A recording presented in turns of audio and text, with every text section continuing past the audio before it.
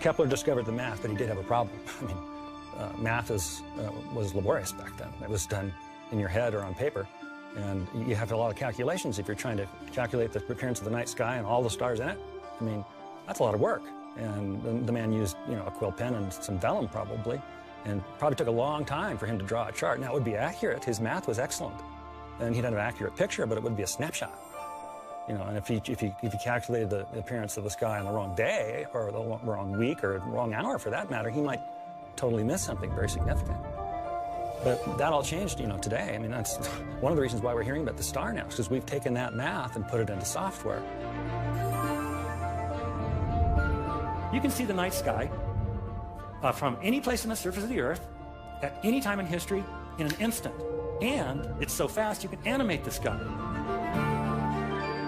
Kepler was a religious guy, and so the first thing he did, once he discovered these laws, he starts cranking those laws, trying to find what? The Star of Bethlehem. He wrote 2 books on it.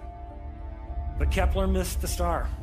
The reason he missed the star is he was looking in the skies at the wrong years.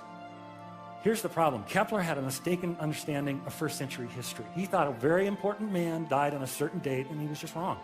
The very important man was King Herod, the same King Herod who tried to kill the baby Jesus. So obviously Herod was alive when Jesus was born, and Kepler believed that Herod died in 4 BC, and so he only looked in earlier years. He looked in 5 and 6 and 7 BC for the Star of Bethlehem. When you look in those years, you don't find much. It turns out that Kepler was taking his information from the writings of one Flavius Josephus. Josephus was a Jewish scholar.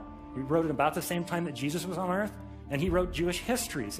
And from the Josephus writings, it's possible to infer the date of Herod's death. I use that word infer because he didn't use our dating system, our calendar system, so he couldn't just say 4 BC. But you can infer the date of Herod's death from Josephus' writing. Kepler thought that inference should be 4 BC. But we have new knowledge. A man took an interest in this question of when Herod died, and this gentleman went and looked at manuscripts from Josephus. He looked at in the British Museum and our museums here in the United States, and he found that all of the oldest manuscripts, every one that dates before 1544, all of them are consistent with Herod having died in 1 BC. Some kind of a printing or copying error or something crept in and propagated from there. And so actually, if you have a copy of Josephus on your shelf right now, it's probably going to be a 4 BC copy because it propagated widely. But all the early manuscripts, are consistent with Herod having died in 1. And that opens up the possibility for us to look in the years 2 and 3 BC for the star. And when you look there, the sky explodes.